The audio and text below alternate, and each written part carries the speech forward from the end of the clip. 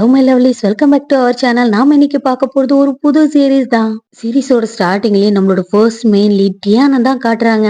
கிளம்பலாம்னு சொல்லிட்டு அங்கிருந்து கிளம்பும் போது கரெக்டா வாங்க பாத்துட்டான். இவன் தாங்க நம்மளோட செகண்ட் மெயின் லீட். டியான் எங்க போறேன்னு சொல்லிட்டு அவனோட பேரை சொன்னதோடனுமே டியான் ஆடாம அசையாம அமைதியாவே நின்னுடுறான். இந்த உலகத்துல 7 பில்லியன் மக்கள் இருக்காங்க. ஆவரேஜா ஒருத்தரோட லைஃப் டைம்னா 80 வருஷம் தான். ஆவரேஜா ஒருத்தர் ஒரு நாளைக்கு 1000 பேரை பார்த்தா கூட அவங்களோட லைஃப் டைம் வரைக்குமே 29 மில்லியன் மக்களை மட்டும்தான் பார்க்க முடியும். 2 பேர் மட்டும் நேருக்கு நேரா மீட் பண்ணிக்கிறதுக்கான ப்ராபபிலிட்டினா அது 0.00417 தான் இருக்குது. அதையும் மீறி உனக்கும் ஒருத்தரை பிடிச்சி அவங்களுக்கும் நம்மள பிடிச்சி போயிடுச்சுன்னா அதுதாங்க பெரிய விஷயமே. அவங்க தான் நம்மளோட ஒன்லி ஒன்னா இருப்பாங்க. அதுக்கான வாய்ப்பு 0.0000173% தான் வாய்ப்பு இருக்குதுன்னு சொல்லிட்டு இது எல்லாத்தையுமே மனசுக்குள்ள டியான் பேசிட்டு தான் இருக்கான். அதுலயும் அந்த மாதிரி ஸ்பெஷலான மூமெண்ட் வரும்போது உன்னோட மைண்ட் அங்கவே ஃப்ரீஸ் ஆயிடும். அந்த இடத்துல தான் உன்னோட ஸ்பெஷலான மூமெண்ட் ஸ்டார்ட் ஆகும். சொல்ல போனா மைண்ட் ஃப்ரீஸ் ஆகுற மாதிரி இருக்கிறதுக்கு அப்புறமா தான் வாழ்க்கையோட மோஸ்ட் இம்பார்ட்டன்டான நாட்கள் இதுக்கு மேலதான் வரப்போகுதுன்னு சொல்லிட்டு டியான் அங்கிருந்து போயிட்டான். இன்னொரு பக்கம் வாங்க காட்டினான். எங்களோட ஓல்டு ஃபேமிலி ஹவுஸ் எங்க இருக்குதுன்னா டான்ஜோயில தான் இருக்குது. எனக்கு 7 வயசு ஆகும் போது இங்கிருந்து போயிட்டோம். அதுக்கப்புறம் என்னோட அம்மா இறந்துட்டாங்க. அவங்க போனதுக்கு அப்புறமா நான் வந்ததே கிடையாது. எனக்கு எதுவுமே ஞாபகம் இல்லாத மாதிரி தான் தோணுது. என்னோட நினைவுல இருக்கிறது எல்லாமே இங்க பயங்கர ஹாட்டா இருக்கிறதுனால எப்பவுமே என்னோட அம்மா மின்ட் ஹனி போட்டு லெமனோட செஞ்சு தருவாங்க. அது மட்டும்தான் ஞாபகம் இருக்குது. டான்ஜோய் எப்பவுமே ஹாட்டா தான் இருக்கும். ஆனா சம்மர் கூட போயிடுச்சு. எதுக்காக தான் இது இவ்வளோ ஹாட்டா இருக்குதோ எனக்கு தெரியலன்னு சொல்லிட்டு மனசுக்குள்ளே பேசிட்டு இருக்கான். ஆக்சுவலி இதே கான்செப்ட்ல நிறைய சீரிஸ் போயிட்டே இருந்தாலுமே எனக்கு என்னவோ தைவானோட வேஷன் ஒரு மாதிரி நல்லா இருக்கும் தான் நினைக்கிறேன். சொல்லவே மறந்துட்ட பாருங்க, இன்னைக்கு நாம பார்க்க போறது ஒரு தைவானிஸ் பிஎல் தான். ரொம்ப நாள் கழிச்சு பாக்குறதுனால அவ்வளோ கியூட்டா தெரியுது என்னோட கண்ணுக்கு எல்லாமே. இந்த series name the only one. வாங்க உன்னோட டிராவல்லாம் முடிஞ்சதுக்கு அப்புறமா கரெக்டா வர வேண்டிய ஸ்கூலுக்கு வந்துட்டான். வந்ததோடனே திரு திருன்னு முழிச்சுட்டே நின்னுட்டு இருக்கான். இன்னொரு பக்கம் கிளாஸ்ல காட்டினா எல்லாரோட பேச்சிலையுமே வாங்க மட்டும்தான் இருக்கான். உங்களுக்கெல்லாம் தெரியுமா, இன்டர்நேஷனல் ஸ்கூல்ல இருந்து ஒரு பையன் டிரான்ஸ்ஃபர் ஆகி இங்க வரப்போறான். அவன் வேற பயங்கர ஹாட்டா ஹேண்ட்ஸமா இருக்கானா. கேட்கவே பயங்கர சூப்பரா இருக்குது. அவன் எப்ப வரப்போறான்னு கூட எனக்கு தெரியல. அதுக்காக நான் ஆர்வமா வெயிட் பண்றேன்னு சொல்லிட்டு இங்க இருக்கிற எல்லாரும் பேசிட்டே இருக்கும்போது டியான் அங்க வந்துடுறான். அவன் வந்ததோடனே எல்லாருமே பேய பார்த்த மாதிரி அமைதியாயிடுறாங்க. என்ன நடக்குதுன்னே தெரியல. அமைதியா போய் உக்காந்துக்கிறான்.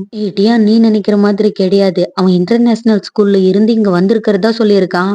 சாங்காய் ஸ்கூல்ல இருந்து வந்த எல்லாருமே பயங்கரமா இங்கிலீஷ் பேசுறதா நான் நல்லா கேள்விப்பட்டிருக்கேன். கண்டிப்பா நீ மாட்டேன் தெரியுமா, அதனால நீ பார்த்து இருந்துக்கோன்னு சொல்லிட்டு இருக்காங்க ஆவோ. அதுக்கு நான் என்ன பண்றதுன்னு சொல்லிட்டு டியான் ஒரு மாதிரி சிடு சிடுன்னு பேசிட்டு அங்கவே தூங்க ஆரம்பிச்சிட்டான். எதுக்காக தான் இவன் இவ்வளவு சிடு சிடுன்னு இருக்கானோ தெரியல. ஆனா அப்பவும் பார்க்க சூப்பரா தான் இருக்கான்னு சொல்லிட்டு காவோ என்ன பண்றான்னா அவனோட ஃப்ரெண்ட்ஸ் கூட ஜாலியா ஃபன் பண்ண ஆரம்பிச்சிட்டான். வாங்க அவனோட அப்பா கூட தான் பேசிட்டு இருக்கான். வாங்க, நீ எதுக்காக இந்த மாதிரி பண்ண? அங்கிள் சான் உன் கூட வந்திருந்தா நல்லா இருந்திருக்கும்ல. அட்லீஸ்ட் ஸ்கூல்ல சுத்தி காட்டுறதுக்காவது உன் கூட ஒருத்தர் இருந்தா நல்லா இருந்திருக்கும். எதுக்காக இந்த மாதிரி பண்ணிட்டு இருக்குன்னு சொல்லிட்டு கழுவி ஊத்திட்டு இருக்காரு. வாங்கோட பின்னாடி என்ன இருக்குதுன்னா, ஸ்கூல்ல அவர் சில போன் எடுத்துட்டு வரக்கூடாது, போனும் பேசக்கூடாதுன்னு சொல்லிட்டு நோட்டீஸ் போர்டுல இருக்குது. அது வந்து நீ ஏதோ வாங்க சொல்ல வர, நீ சொல்றதெல்லாம் கேட்க முடியாது. உனக்கு என்ன பைத்தியமா என்ன? மிஸ்டர் ஊ போய் பாரு, எல்லாமே கரெக்டா நடக்கும்னு சொல்லிட்டு இருக்காரு. ஆமா மிஸ்டர் ஊ யாருன்னு கேட்டுட்டு இருக்கான். அவர் தான் உன்னோட கைடன்ஸ் டைரக்டர். அவர் உன்னை வந்து பிக்கப் பண்ணிக்கிறேன்னு சொன்னாரு. பிக்கப் பண்ணிட்டாரா என்ன? மனுஷன் கொஞ்சம் ப்ராப்பர் ஃபியூச்சர்ஸோட இருப்பாரு. அதுவும் இல்லாம லோடன்னு பேசிட்டு இருப்பாரு. எவ பாரு சிரிச்சுட்டே இருப்பாரு. ஒரு விதத்துல மென்டல் மாதிரி கூட தோணும்னு சொல்லிட்டு அவரை பத்தி சொல்லிட்டு இருக்காரு வாங்கோடப்பா. அப்பா, நீங்க சொன்ன மாதிரி ஒரு டீச்சர் என்ன கூட்டிட்டு வந்தாரு. ஆனா அவர் எப்ப பாரு சிரிச்சுட்டே இருக்காரு. பிக் மவுத் மாதிரி தெரியுது. அவராதான் இருக்கணும்னு சொல்லிட்டு இருக்கான். வாங்க, டீச்சர்னு கூட இல்லாம எதுக்காக இந்த மாதிரி பேசிட்டு இருக்கன்னு கேட்டுட்டு இருக்காரு. நீங்க மட்டும் என்ன லொட ஓட்ட வாய் பைத்தியம் தானே சொன்னீங்கன்னு சொல்லிட்டு காலை கட் பண்ணிடுறான். நல்ல வேலை ரிஜிஸ்டர் பண்றதுக்கு நீனே வந்துட்ட. உன்னோட ஃபேமிலிக்கு இத பத்தி இன்ஃபார்ம் பண்ணிட்டியான்னு கேட்டுட்டு இருக்காரு. தேங்க்ஸ், ஆல்ரெடி அது எல்லாத்தையுமே முடிச்சிட்டேன்னு சொல்லிட்டு பைபிள்ல போனையும் கையிலே வச்சிருக்கான். இந்த ஸ்கூல்ல போன்லாம் யூஸ் பண்ணக்கூடாதுன்னு போட்டிருக்கதே கிளாஸ் அவர்ல மட்டும்தான் போனை யூஸ் பண்ணக்கூடாதான்னு கேட்டுட்டு இருக்கான். வாங்க சார், நான் உங்ககிட்ட சொல்லல, புதுசா வந்த பையன் பயங்கர ஸ்மார்ட் கியூட்னு அது நிமிஷத்துக்கு நிரூபிச்சுட்டே இருக்கான்னு சொல்லிட்டு பயங்கரமா பேசிட்டு இருக்காரு. இந்த உனக்கான புக்ஸ் இதெல்லாம் நீ எடுத்துக்கோ. உனக்கு தியரிட்டிக்கலா இது எல்லாம் ஹெல்ப் பண்ணும்னு சொல்லிட்டு பயங்கரமா பெரிய பெரிய புக்கா எடுத்து கொடுத்துட்டு இருக்காரு. நான் உன்னோட ப்ரொஃபைல பார்த்தேன். நீ எதுக்காக அடிக்கடிக்கு ஸ்கூல் மாறிட்டே இருக்கு, என்னாச்சுன்னு கேட்டுட்டு இருக்காரு மிஸ்டர் ஓ. இது எல்லாத்துக்குமே காரணம் என்னோட அப்பாவோட வேலை தான். ஏன்னா அவர் கண்டினியூஸா ட்ரான்ஸ்ஃபர் ஆகிட்டே இருக்கிறதுனால தான் நானும் கண்டினியூஸா ட்ரான்ஸ்ஃபர் ஆகிட்டே இருக்கேன்னு சொல்லிட்டு இருக்கான். நீ கம்ப்ளீட்டா இந்த ஊருக்கே வந்துட்டியா என்ன? நீ எதுக்காகவும் கவலைப்படாத. நீ படிச்ச ஸ்கூலுக்கும் இந்த ஸ்கூலுக்கும் கொஞ்சம் ப்ராசஸ் மட்டும் தான் டிஃபரெண்டா இருக்கும்னு சொல்லிட்டு பயங்கர குட்டியா கைய காட்டிட்டு, வா வாங் நான் உன்னோட கிளாஸ்க்கு கூட்டிட்டு போறேன்னு சொல்லிட்டு கிளாஸுக்கு போற வழி ஃபுல்லாவே ஸ்கூலோட பெருமை மட்டும் தான் பாடிட்டே இருக்காரு. அந்த நோட்டீஸ் போர்ட பார்க்க மட்டும் நீ மறந்துடாத. ஜூனியர் இயர்ல எல்லாருமே பயங்கரமா பண்ணியிருக்காங்க. மேக்ஸ்லயும் சயின்ஸ்லயும் நல்லா பண்ணவங்களோட போட்டோ தான் அங்க இருக்குதுன்னு சொல்லிட்டு டியான் தான் இதுல பயங்கர ஃபேமஸ். அவன் அடிச்சுக்க ஆளே இல்லைன்னு சொல்லிட்டு டியான் ஜியான் என்ற பேரை பார்த்ததோடனேயுமே ஜியான் என்ற பேரை கேட்டதோடனேயுமே வாங்குக்கு பயங்கரமா கடுப்பாயிருது. அது என்னமோ தெரியல, ரீசெண்டா தான் இந்த மாதிரி இருக்குதுன்னு சொல்லிட்டு மனசுக்குள்ள நினைச்சிட்டே இருக்கான். சரி வாப்பா உன்னை கிளாஸ்ல விட்டுடுறேன்னு சொல்லிட்டு என்ன பண்றாருன்னா கிளாஸுக்கு தான் கூட்டிட்டு போயிட்டு இருக்காரு. போய் பார்த்தா அது கிளாஸ் மாதிரியே இல்ல, கந்தரகோலமா இருக்குது. பசங்களும் ஓவரா விளையாடாம ஒழுங்கா நடத்துக்கணும், புரியுதா? இவன் தான் நம்மளோட ஸ்கூலுக்கு புதுசா வந்திருக்க பையன். வாங் உனக்காகவே இந்த சீட்டை நான் பார்த்து பார்த்து ரிசர்வ் பண்ணி வச்சிருக்கேன். வேற யார் கூட நீ உட்காரவே கூடாது. கிளாஸ்ல இருக்கிற எல்லா ஸ்டூடெண்ட்டும் கிளாஸ் முடிஞ்சதுக்கு அப்புறமா ஹோம்ஒர்க்கை பத்தி கேட்கறதுக்கு இவங்கிட்ட தான் வருவாங்க. இவன் எதுக்காக தூங்கிட்டு இருக்கான்னு சொல்லிட்டு எழுப்பலான்னு போனா டைரக்டர் மீட்டிங் இருக்குதுன்னு சொல்லிட்டு குண்டு டீச்சர் அங்கிருந்து கிளம்பிடுது. சரி ஓகே கிளம்பலான்னு போகும்போது அப்பதான் வாங்கோட கழுத்துல இருக்கிற ஹெட்போன் எல்லாம் பாக்குறாரு. இன்னைக்கு ஃபர்ஸ்ட் டேன்றதுனால ஹெட்போன் எல்லாம் ஓகே, ஆனா நாளைக்கு இருந்து எடுத்துட்டு வரக்கூடாதுன்னு சொல்லிட்டு காவோவை பார்த்தா அவன் கையிலயும் போன் இருக்குது, புடுங்கிக்கிறாரு. கிளாஸ் ரூம் மானிட்டர் இவனோட பாயிண்ட குறைச்சிட்டு இதுக்கு மேல பல்ல இழிக்கவே கூடாதுன்னு சொல்லிட்டு டைரக்டர் அங்கிருந்து கிளம்பிட, எனக்கு தெரிஞ்சு என்னாலதான் உங்களோட போன் போயிடுச்சு, ஐம் ரியலி சாரின்னு சொல்லிட்டு இருக்கான் வாங்க. அதெல்லாம் பெருசா கண்டுக்காது, இதெல்லாம் இங்க நடக்கிறது ஃபர்ஸ்ட் கிடையாது, இதெல்லாம் எனக்கு பழகியே போயிடுச்சுன்னு சொல்லிட்டு இருக்காங்க காவோ. ஆமா இங்க யாருமே போன் யூஸ் பண்ணதே கிடையாது, உன்ன தவறுன்னு சொல்லிட்டு கேட்டா யாருமே இல்லைன்னு சொல்லிடுறாங்க.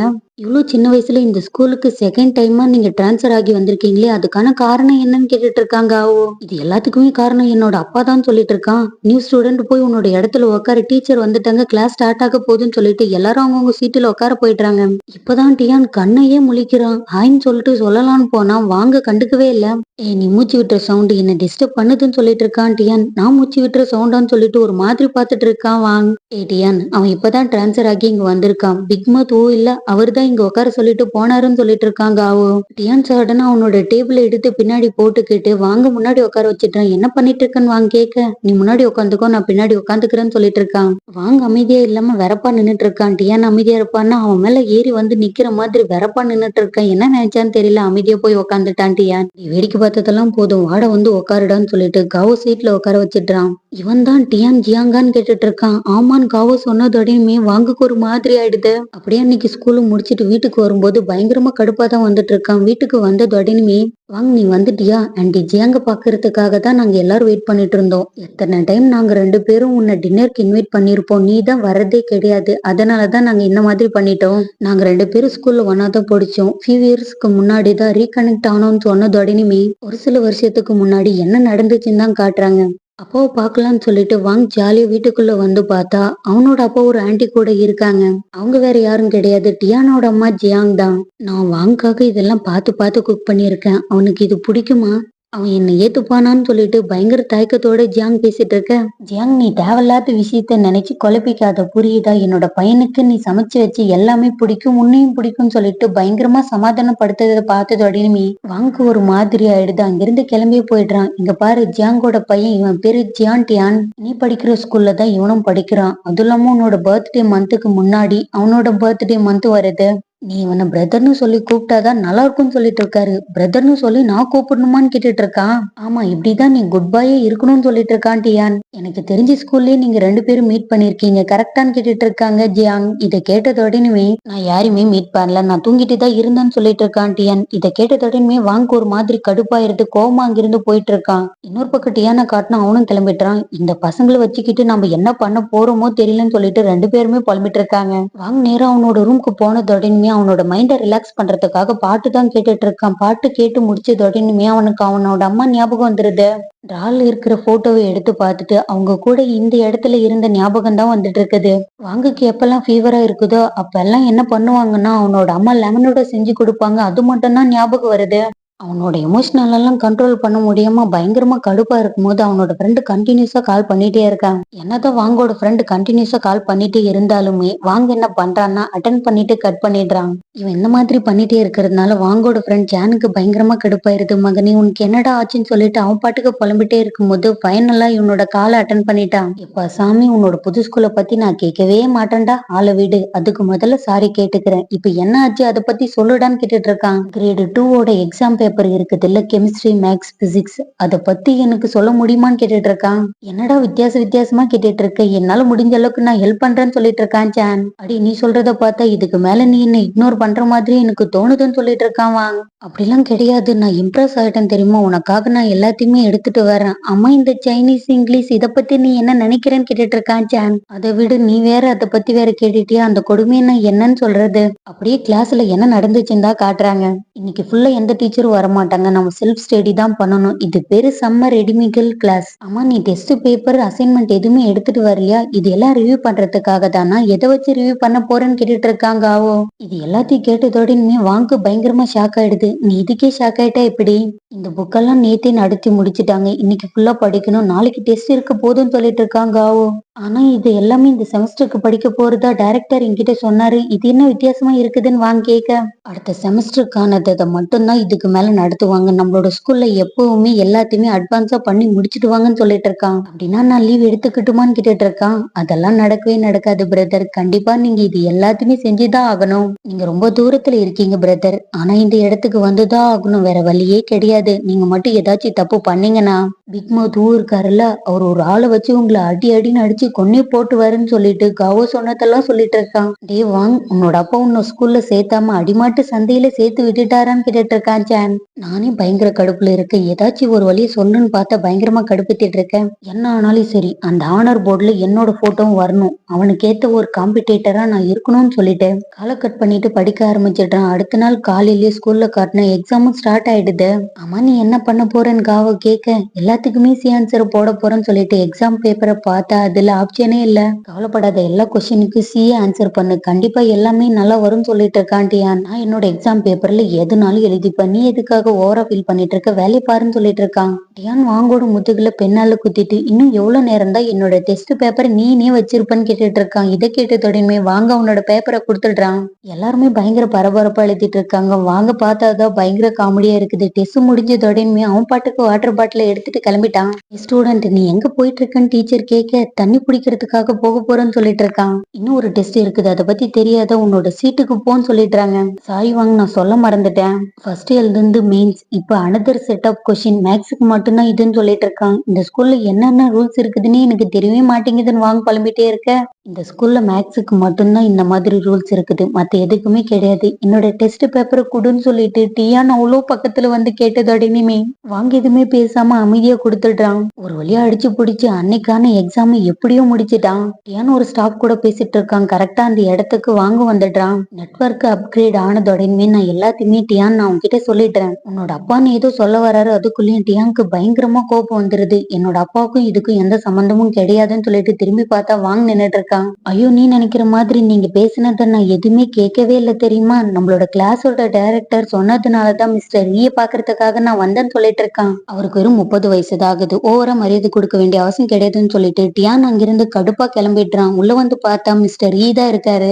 சாரி, ப்ராப்பரா என்னால உங்ககிட்ட இன்ட்ரடியூஸ் பண்ணிக்கவே முடியல, கிளாஸ்க்கு வரத்துக்கும் டைம் இல்ல, மிஸ்டர் ஊ தான் எல்லாமே சொன்னாரு. உன்னோட டெஸ்ட் பேப்பர்ஸ் எல்லாத்தையும் பார்த்தோம், உன்னால அந்த அளவுக்கு ஸ்கோர் பண்ண முடியல, ஆனா உன் மேல தப்பு எதுவுமே கிடையாது, சடனா டிரான்ஸ்பர் ஆகி வந்ததுதான் இந்த மாதிரி நடக்கிறதுக்கு எல்லாம் காரணம். தப்ப யாராலும் சீக்கிரமா சரி பண்ண முடியாது இல்லையா, அதனால வீக்லியா நம்ம ரெடி பண்ணிக்கலாம், ஓகேவா, கொஞ்சம் கொஞ்சமா உன்னோட மார்க்ல இம்ப்ரூவ்மெண்ட் வந்தாவே போதும், அதுக்காக நான் ஹெல்ப் பண்றேன்னு சொல்லிட்டு மிஸ்டர் ரி அவரை பேச வேண்டியதெல்லாம் பேசி முடிச்சதுக்கு அப்புறமா அனுப்பிடுறாரு. கிளாஸுக்கு வந்ததோட எப்பயும் போலதான் வாங்க புலம்பவே ஆரம்பிச்சுட்டான். கரெக்டா மிஸ்டர் ரியும் கிளாஸ்க்கு வந்துடுறாரு.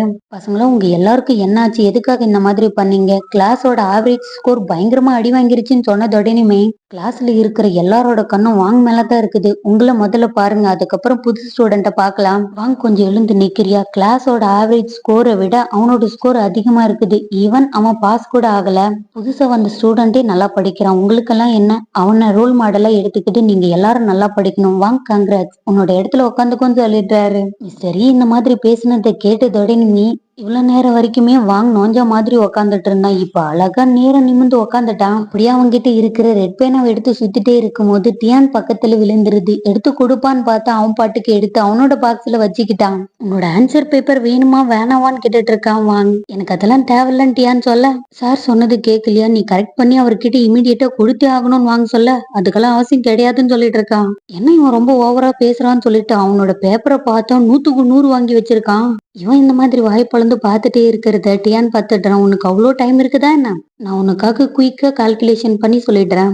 ஒரு சப்ஜெக்ட்டுக்கு 2 ஷீட்டுன்னு கணக்கு போட்டா கூட 10 ஷீட் இருக்குது. ஒவ்வொரு ஷீட்டுக்கும் 30 நிமிஷம் ஆனா கூட 10 ஷீட்டுக்கு 5 மணி நேரம் ஆயிரும். இதுல நீ குளிக்கிறது சாப்பிடுறதுக்கெல்லாம் 1 மணி நேரம் கழிச்சுக்கிட்டா ஸ்கூல்ல இருந்து போனதோட நீ 6 மணி நேரம் தூங்குறதுக்கு மட்டும்தான் இருக்கும். இதுக்கு மேல நீ என்ன பண்ண போற? ஓ, நான் உன்கிட்ட ஒண்ணு சொல்ல மறந்துட்டேன். ஒரு சில கொஸ்டினோட ஆன்சரை 30 நிமிஷத்துலயே உன்னால கண்டுபிடிக்க முடியாது. அதுவும் இல்லாம ஒரு ஷீட்டை உன்னால 30 நிமிஷத்துல முடிக்கவே முடியாது. 30 மணி நேரம் ஆனாலும் முடிக்க முடியாது. என்ன பண்ண போறியோ தெரியலன்னு சொல்லிட்டு அதிரடியான ஒரு கணக்கு சொன்னதோட இனிமே வாங்க ஒரு மாதிரி ஆயிடுது. பைபிள் தெரு தெருன்னு முடிச்சுக்கிட்டு அவனோட வேலையை பார்க்க ஆரம்பிச்சிட்டான். அப்படியே ஸ்கூல்லாம் முடிச்சிட்டு வீட்டுக்கு வந்தா பயங்கர சோகமா தான் வந்துட்டு இருக்கான். எதுவுமே கண்டுக்காத மாதிரி. கிச்சன்ல அவனோட ஆன்ட்டியும் அப்பாவும் இருக்காங்க. அதை கூட கண்டுக்காத மாதிரி கிளம்பிட்டு இருக்கான். வாங்க ஒரு நிமிஷம் வெயிட் பண்ண, நான் உன் கூட பேசி ஆகணும். மிஸ்டர் ரூ கால் பண்ணாரு. நீ எக்ஸாம்ல நல்லா பண்ணதை என்கிட்ட சொன்னாருன்னு சொல்லிட்டு இருக்காரு. அது மட்டும்தான் சொன்னாரா இல்ல வேற ஏதாச்சும் சொன்னாரா? நான் 3 சப்ஜெக்ட்ல ஃபெயில் ஆயிட்டேன், என்ன கடுப்பேத்தாதீங்கன்னு சொல்லிட்டு அவன் பாட்டுக்கு அங்கிருந்து கிளம்பிடுறான். நான் சீக்கிரமா இந்த வீட்டுக்கு வந்ததுனாலதான் வாங்க இந்த மாதிரி நடந்துக்கிறான்னு என்ன பிடிக்காமயே போயிடுமான்னு கேட்டுட்டு இருக்காங்க ஜியான். ஜியான், நீ நினைக்கிற மாதிரி எதுவுமே கிடையாது. இந்த மாதிரி நடந்துக்கிறது எல்லாருக்குமே சகஜம்தான். சடனா இந்த மாதிரி சூழ்நிலையை அடாப்ட் பண்றதுக்கு டைம் ஆகும். அதனாலதான் இந்த மாதிரி பண்ணிட்டு இருக்கான். அவனுக்கு டைம் கொடு, கண்டிப்பா எல்லாமே சரியாயிடும். அம்மா, டியானோட விஷயம் என்னாச்சுன்னு கேட்டுட்டு இருக்காரு. டியானையும் நம்ம கூடவே வந்து இருக்க சொல்லி நான் சொன்னேன். கண்டிப்பா அவன் இன்னைக்கு வந்தாலும் வந்துடுவான்னு சொல்லிட்டு இவங்க 2 பேரும் பேசிட்டு இருக்காங்க. இன்னொரு பக்கம் டியானா காட்டினா அவனோட பழைய வீட்டான ஒரு பூனை இருக்குது. அந்த பூனையை புடிச்சு வச்சுக்கிட்டு அமைதியா அதை கொஞ்சிட்டு இருக்கான். இன்னொரு பக்கம் அவனோட திங்ஸ் எல்லாம் பேக் பண்ணி வச்சிருக்கான். அன்னைக்கு நைட்டு ஆயிடுது. வாங்க என்ன பண்றான்னா ஜான் கூட கால் பேசிக்கிட்டே பயங்கரமா படிச்சிட்டு இருக்கான். படிச்சு படிச்சு பயங்கரமா பசிக்கவே ஆரம்பிச்சிடுது. சரி, ஓகே, கீழே போய் சாப்பிடலாம்னு சொல்லிட்டு போய் பார்த்தா ஜியாங் இவனுக்காக சமைச்சு வச்சிருக்காங்க. சூடு பண்ணி சாப்பிட சொல்லி நோட்ஸ் எழுதி வச்சிருக்காங்க.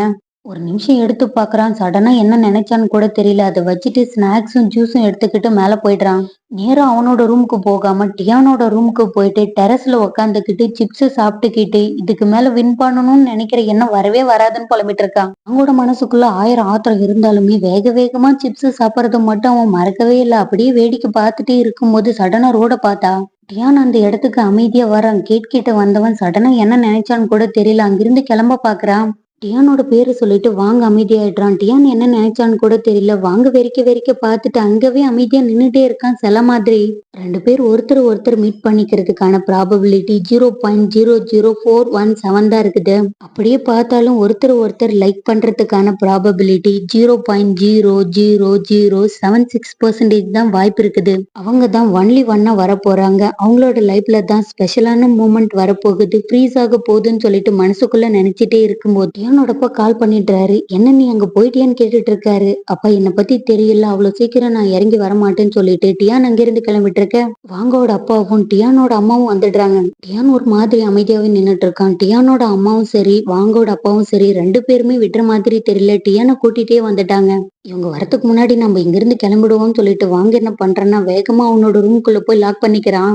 டியான், இந்த இடத்துலயே நீ பிரஷ் பண்ணிக்கலாம், ஃபேஸ் வாஷ் பண்ணிக்கலாம், குளிச்சிக்கலாம், நீ கீழே வர வேண்டிய அவசியமே கிடையாது.